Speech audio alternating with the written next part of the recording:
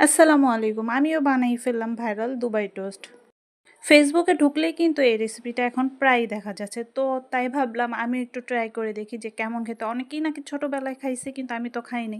তাই ভাবলাম যে আমি একটু ট্রাই করে দেখি যে কেমন হয় খেতে। বাসায় পাউরুটিও ছিল আর ক্রিমও ছিল।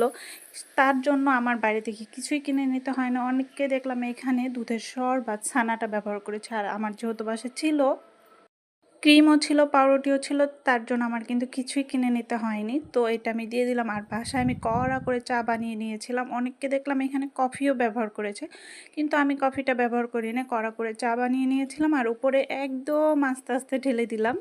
সম্পূর্ণ চাটা যখন আমার দেওয়া শেষ হয়ে যাবে তখন আমি এটাকে খাওয়ার জন্য কেটে নিব। আর খেতে কিন্তু মোটামুটি আমার কাছে ভালোই লাগছে। তোমরাও কিন্তু ট্রাই করে দেখতে পারো।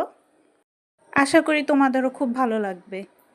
যারা বাটার বন খেতে খুব ভালোবাসে তাদের কাছে কিন্তু এই রেসিপিটা খুব ভালো লাগবে।